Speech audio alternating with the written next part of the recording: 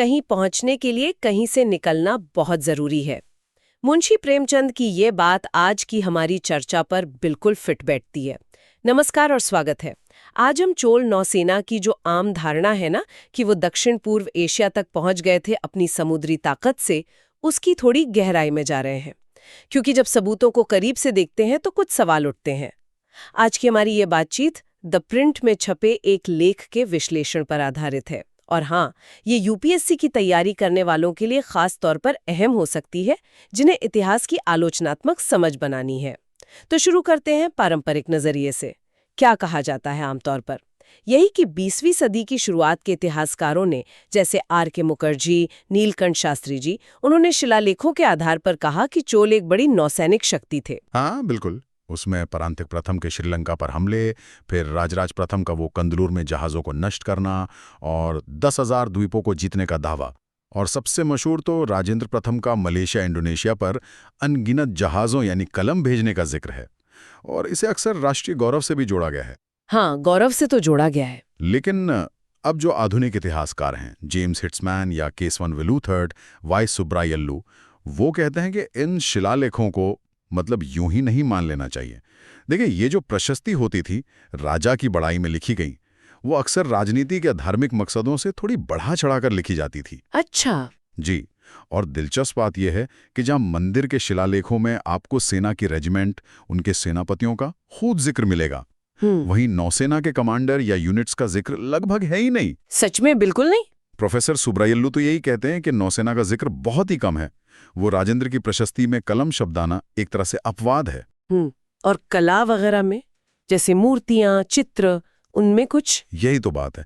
चोल काल की कला में आपको हाथी, घोड़े, पैदल सैनिक सब दिखेंगे, लेकिन चोल युद्धपोतों का या जहाज़ों का कोई भरोसेमंद चित्रण वो लगभग ना के बराबर है। ये जो चुप्पी है ना, ये बहुत कुछ कहती है, खासकर जब हम दूसरों से तुलना करते हैं। अच्छा, तुलना की बात आई तो जैसे गोवा के कदंब, वो तो छोटा राज्य था माना जाता है, लेकिन उनके यहाँ तो नौसैनिक लड़ाइयों की स्मारक पत्थर मिले ना, वीरगल्लू जिन्हें कहते हैं। बिल्कुल सही। वो दिखाता है कि अगर समुद्री लड़ाई वाकई अहम थी तो उसके निशान मिल सकते हैं, भले ही कोई विशाल स्थायी नौसेना न भी हो। कोंकण तट की प्रकृति भी ऐसी थी। ठीक है। और श्रीविजय, दक्षिण पूर्व एशिया वाला? हाँ, श्रीविजय का मामला भी देखिए।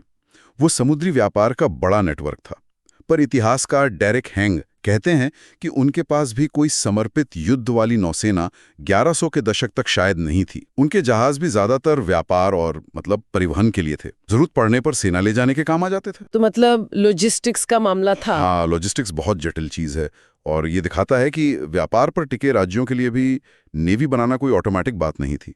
तो चोल स्रोतों की चुप्पी शायद इसीलिए है। तो क्या हम ये सोच सकते हैं कि शोलों का ध्यान असल में जमीन पर ज्यादा था? उनके असली दुश्मन तो चालुक्य जैसे भूमि आधारित थे, और नौसैनिक अभियान, चाहे वो लंका वाला हो या गंगा या दक्षिण पूर्व एशिया, वो जरूरत पड़ने पर किए गए हों, शायद व्यापारियों के जहाज किराए पर लेकर। ये बहुत मुमकिन लगता है। और यहीं पर वो ऐनूरवर जैसे व्यापारिक निगमों की भूमिका बहुत अहम हो जाती है। ये सिर्फ व्यापारी नहीं थे, ये जमींदार थे, योद्धा थे, और इनकी अपनी लॉजिस्टिक्स क्षमता गजब की थी। अच्छा। हाँ, कई शिलालेख जिनमें जहाज़ों का जिक्र है, वो असल में व्यापारियों द्वारा उन जहाज़ों पर लगाए टैक्स के बारे में है, जैसे मरकलम या धोनी नाम के जहाज़। तो राजेंद्र चोल के जो बड़े अभियान माने जाते हैं, गंगा और श्रीविजय वाले, हाँ, उन्हें इस नज़रिए से देखें तो वो शायद पारंपरिक विजय अभियान कम और इन व्यापारी बेड़ों का इस्तेमाल करके किए गए तेज अचानक वाले छापे ज्यादा लगते हैं, रेड्स जिसे कहते हैं। और जो लूट का जिक्र आता है, वो भी इसी तरफ इशारा करता है। और देखिए, इंडोनेशिया में एक लोबुतुआ शिलालेख मिला है 1088 का। वो दिखाता है कि छापे के बाद वहां बंदरगाहों पर चोल राजा नहीं, बल्कि तमिल व्यापारी समुदाय का दबदबा था। ये तो पूरी कहानी ही बदल देता है कि शायद चोलों के छापों ने ही श्रीविजय को बाद में अपनी नौसेना बनाने पर मजबूर किया हो सकता है। 12वीं सदी के चीनी स्रोत श्रीविजय के जहाज़ों का जिक्र करते हैं, चोलों का नहीं। और दूसरे राजाओं ने भी कोशिश की होगी, पर शायद उन्हें इन व्यापारी संघों का वैसा साथ नहीं मिला। और जो असली नाविक थे, मल्ला, कप्तान, उनका क्या? वो तो इतिहास में लगभग गायब ही हैं। उनका ज्ञान शायद पीढ़ी दर पीढ़ी मौखिक ही चलता था। जैसे प्रोफेसर अरुणाचलम ने अरबों तमिल ताड़पत्ती पांडुलिपियों का अध्ययन किया है। और देखिए विडंबना कि जब औद्योगिक क्रांति आई तो ये पारंपरिक ज्ञान खत्म हो गया।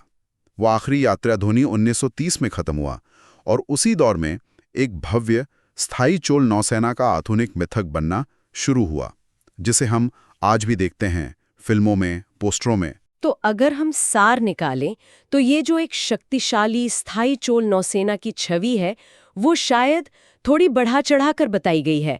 सबूत ये दिखाते हैं कि अभियान जरूरत के हिसाब से होते थे और उनमें व्यापारी निगमों का बड़ा हाथ था, न कि कोई लगातार चलने वाली समुद्री प्रभुत्व की नीति। बिल्कुल, असली समुद्री ताकत शायद इन व्यापारी संघों के पास ज्यादा थी। और ये हमें याद दिलाता है कि इतिहास को समझने के लिए सिर्फ शिलालेख काफी नहीं है। हमें पुरातत्व, जहाज़ों के मलबों का विश्लेषण, मतलब मल्टीडिसिप्लिनरी रिसर्च की ज़रूरत है। जैसे दक्षिण पूर्व एशिया में कुछ काम हुआ है और कोटासीना जैसी साइट्स हैं जिन पर और ध्यान देने की ज़रूरत है। सही कहा। और जाते जाते एक सवाल सोचने के लिए छोड़ जाते हैं कि अगर चोल राज्य इतने विदेशी अभियान करने के बाद भी एक बड़ी स्थायी नौसेना नहीं रखता था, तो ये मध्ययुगीन भारत में राज्य की शक्ति, अर्थव्यवस्था और फौजी रणनीति के बारे में क्या बताता है? क्या हम साम्राज्यों को अलग तरह से देख सकते हैं अगर हम सिर्फ जमीन जीतने के बजाय उनकी लॉजिस्टिक्स और आर्थिक नेटवर्क पर ज्यादा ध्यान दें? सोचने वाली बात है।